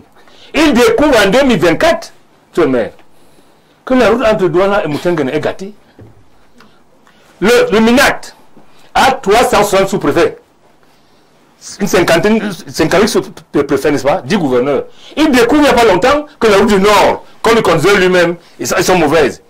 C'est du mensonge. En réalité, chacun à un moment donné a voulu plaire au président. Oui. Qui a lui disant ce qu'il aime entendre que tout va bien. Il se rappelle que la route que le président a empruntée pour aller prêter serment était en train d'être faite avant-hier. C'est des faits. Oui. Il aime ça. On a vu les réflexions. La route n'a pas été faite en un jour. C'est la même chose. On a vu les réflexions en plein On était en train de la refaire. Non, j'ai cette doigt particulièrement. On la faisait un jour, 24 heures avant que le président ne passe dessus. Il aime ça. Comment vous pouvez me dire que le président n'a personne pour lui dire que monsieur le président, ça ce n'est pas vrai? Est-ce qu'un pays existe comme ça? En réalité, les gars sont adaptés au président. Oui. Le président adore qu'on le caresse. Et c'est normal à son âge, hein, Timothée Somba.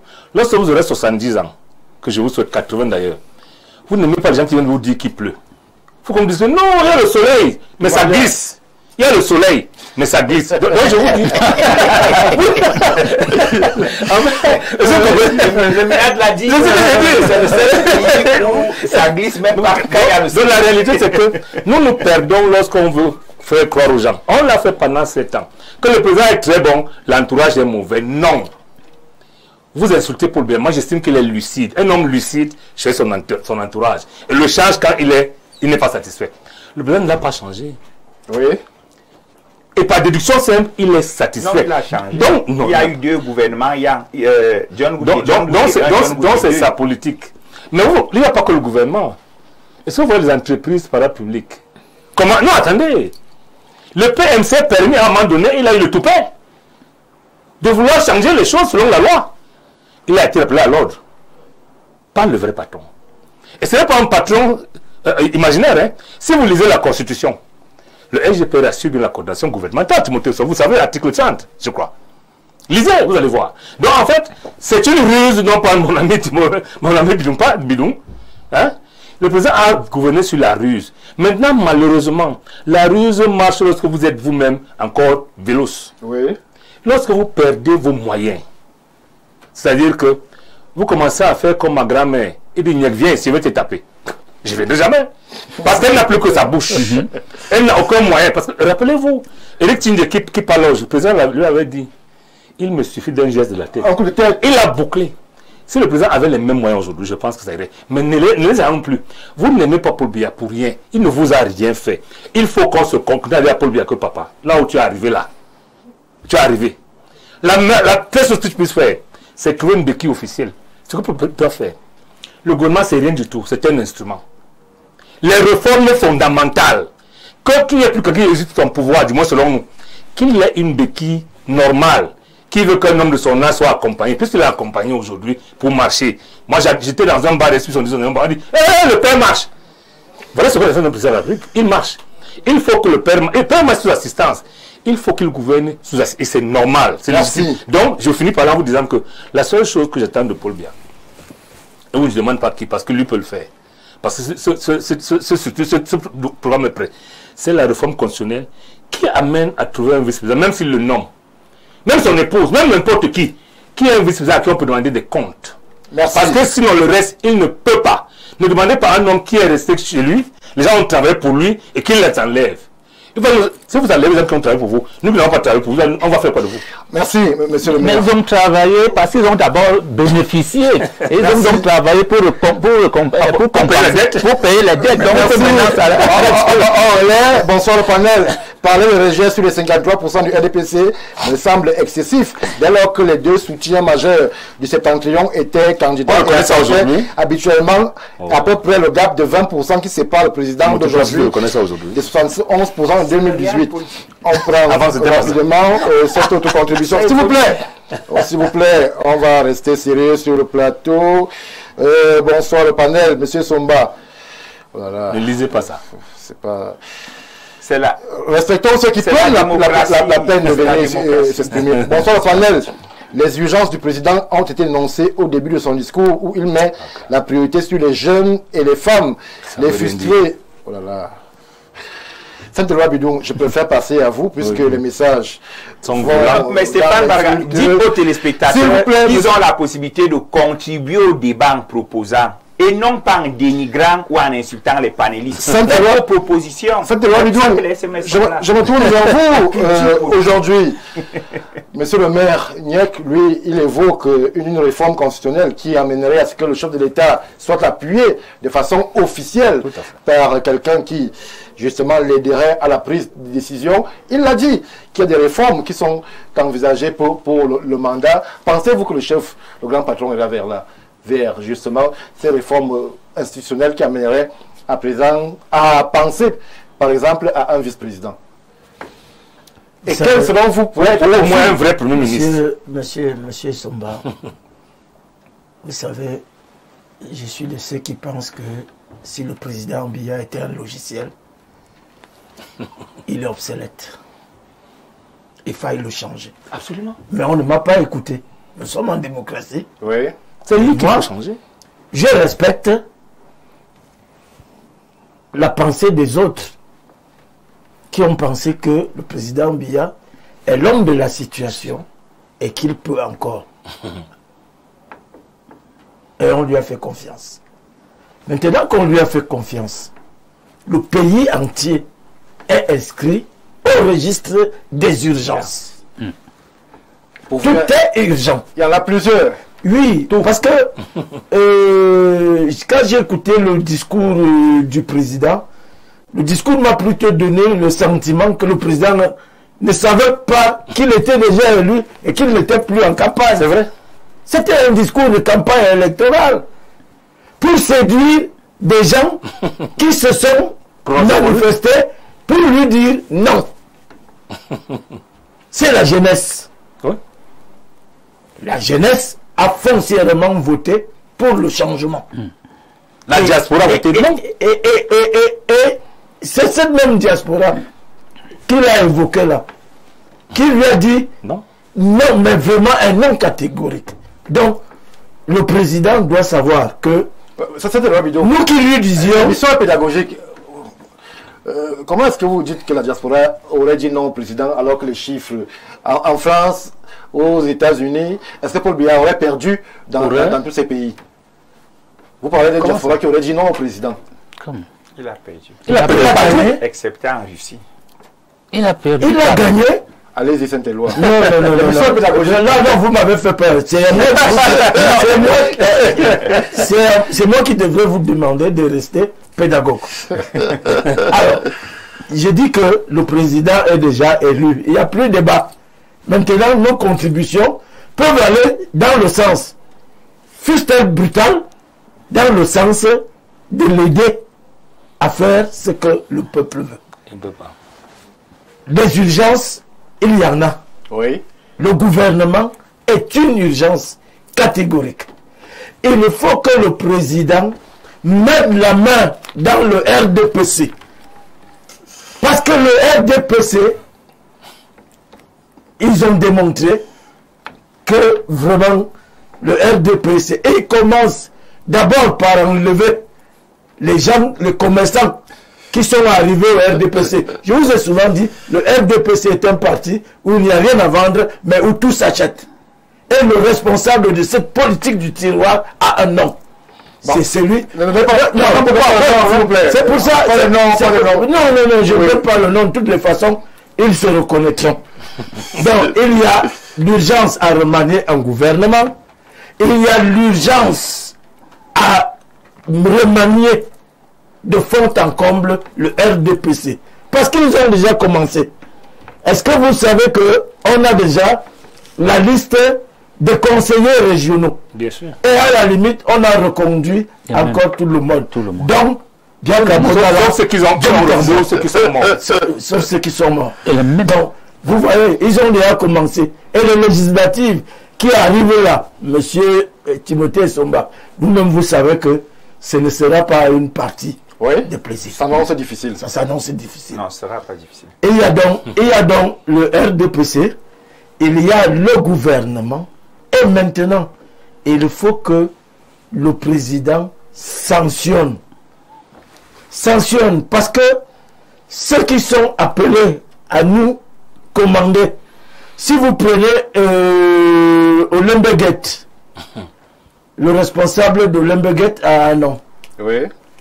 Si vous prenez le Covid-Gate, le responsable du Covid-Gate a été indexé par la Cour des comptes. Si vous prenez tous les gates que la République a, les responsables sont désignés. On attend seulement que le président de la République montre qu'il aurait même pu dire pendant son discours, je vous ai compris. Oui. Mais ils ont été décorés. Voilà.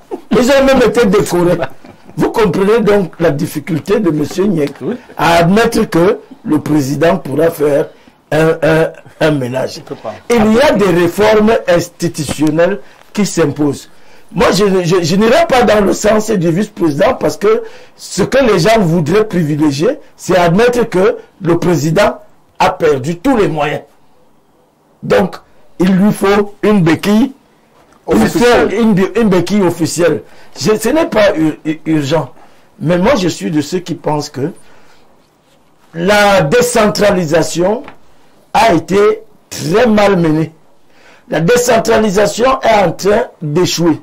La décentralisation est en train de connaître ses limites. Oui. Et il faille donc remettre, ne serait-ce que le débat sur la forme de l'État, quelque chose qui tient à beaucoup de Camerounais à cœur, qu'on mette le débat de la forme de l'État. Les formations politiques ont peut-être forme de l'État, elles n'ont pas été suivies par les Camerounais, monsieur le maire. Le SDF propose le fédéralisme, il n'a pas été suivi. Le PCN a même parlé de fédéralisme communautaire. Le fédéralisme communautaire. Est-ce qu'il n'a pas été suivi? Est-ce qu'il n'y a que deux formes de l'État? Pourquoi vous, que le président vous voulez insinuer que je veux parler? Il n'y a pas eu une autre offre. Mais je sais pourquoi le président s'accroche à la décentralisation, parce que c'est ce qu'il peut maîtriser, ce qu'il a bien assimilé et ce qu'il maîtrise. Donc vous n'allez pas venir lui dire de venir mettre le fédéralisme que les uns et les autres alors que lui il ne maîtrise pas. Mais il faut remettre le débat sur la table et que ce débat se tienne là où il doit se tenir. De leur sortir des bars. De leur sortir des bars. Maintenant, on peut envisager également une réforme constitutionnelle qui va à l'institutionnalisation d'un vice-président de la République. Mais attention, si vous pensez que ce poste de vice-président doit obéir à des équilibres régionaux, je vous dis non. Parce que le Cameroun est déjà en train d'avoir très mal, d'avoir un premier ministre. Quand le président est francophone, le premier ministre doit être anglophone, et vous comprenez que... Vous n'avez pas d'engagement? Non, d'indépendance sur le président. On ne peut pas. Non, on ne peut pas. Il faut changer ça. Parce que ce ne sont pas... Le meilleur là-bas chez eux peut être le dernier de la classe et chez les autres. Et c'est le Cameroun qui peut. Merci. Donc, ce poste de vice-président-là, le profil doit être un profil qui obéit exclusivement à la côte d'amour des Camerounais et à la compétence. Merci.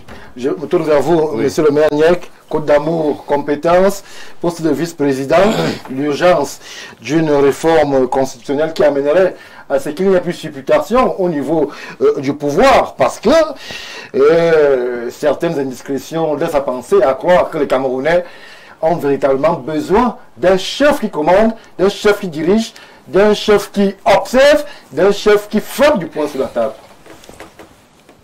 Stéphane Baga, lorsque je vous dis que la seule chose attend le chef de l'État, c'est la réforme institutionnelle, c'est parce que moi, le PCiste, il n'y a rien sans refondation de l'État du Cameroun. Il n'y a rien. On perd le temps. Vous me mettez à la place de Paul Biya, le même résultat sans réforme. Malheureusement. C'est pour ça que je vous dis, nous avons utilisé le vice dans toutes nos lois. Dans la Constitution, on a mis 2 chefs du gouvernement. C'est là-dedans que ça se passe. Lorsque le SGPR coordonne le gouvernement, il a raison. Lorsque le PM coordonne, il a raison. Il faut éliminer ces vices. Nous avons mis les vices sur la décentralisation. On a mis la concomitance, c'est-à-dire l'État central peut faire ou faire. Il y a des compétences qu'il faut transférer exclusivement aux gens qui sont concernés. C'est le vice. Tant qu'on ne va pas lever ça, on est dans une histoire hybride qui ne va nulle part.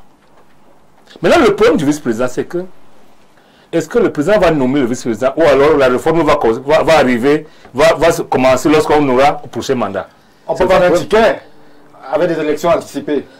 Par exemple. Mais je dis, le problème aujourd'hui, c'est que vous ne vous rendez pas compte. Pour les faits, il faut la réforme. Vous ne vous rendez pas compte que pour ceux qui ont fait la chasse un peu comme moi, c'est une loi. Lorsque vous allez à la chasse nocturne, on reconnaît les animaux, les antilopes par leurs yeux qui brillent face à la torche. Vous ne pouvez pas avoir l'antilope dans votre viseur, descendre le fusil et attendre quand l'antilope démarre et vouloir la tuer. Vous ne pouvez pas. Le problème qu'on a là aujourd'hui, le dilemme, c'est celui-là. Le président ne dispose plus des moyens. Honnêtement, il faut être juste. Ne lui demandons pas trop.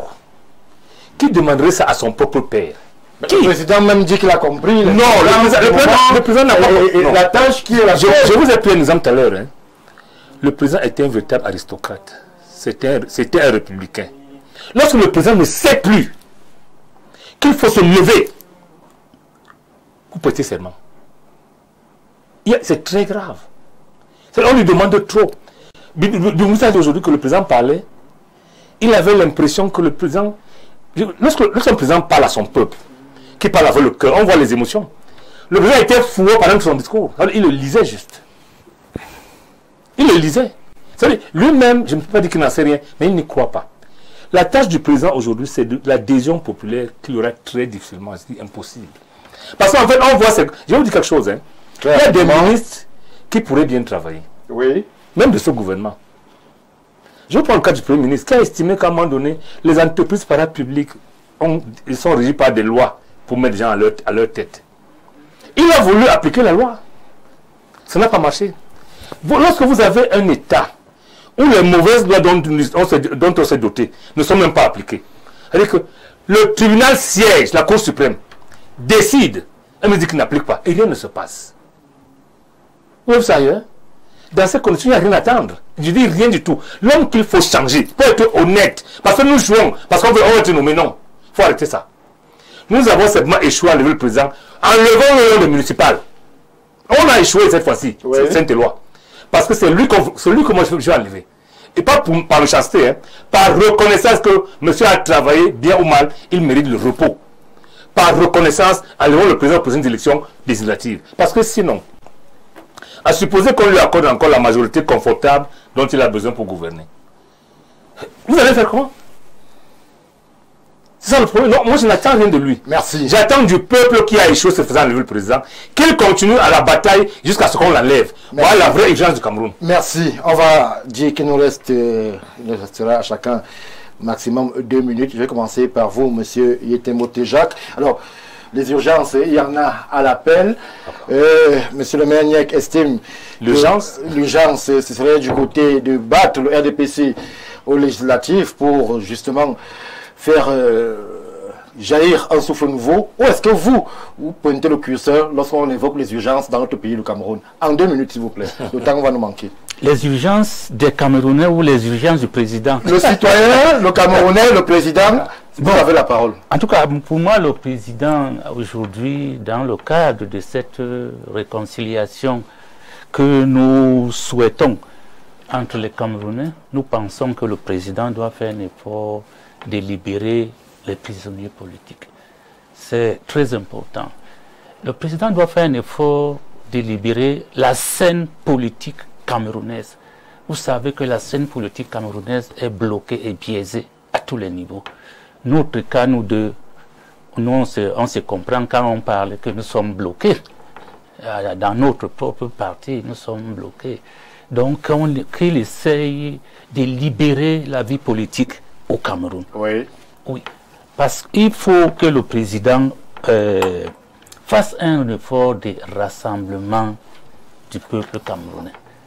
Et je l'ai dit déjà à travers le dialogue. Nous souhaitons que le président revoie le code électoral. Parce que c'est ça le fondement même des problèmes que nous rencontrons. Les Camerounais ne devaient pas avoir de problèmes s'il n'y avait pas les élections. Et tant qu'il y a les élections, il y a un code électoral. Et un code électoral qui est biaisé à tous les niveaux. Moi, je vous prends un cas. Très rapidement. Oui, je vais le faire rapidement pour l'intérêt du peuple camerounais. En 2020, les listes de l'UPC étaient rejetées également dans le littoral parce qu'on disait qu'il y avait 2 listes concurrentes. Mais je vous dis que dans le littoral, partout où il y avait une seule liste de l'UPC, ça a également été rejeté chez nous. Une seule liste. Et c'est pour ça que j'ai demandé que le président fasse un effort de libérer la vie politique. Il est hors de question qu'à l'UPC, même là où il y a une liste, on élimine. Là où il y a 2 listes, on élimine. Mais finalement, on est contre quoi là-dedans? Merci, merci. Timothée Somba, la réalisation nous indique que le temps est achevé. Je vous donnerai 1 minute pour les urgences. C'est fait. Stéphane Barga, moi je ne vais pas lire dans une boule de cristal.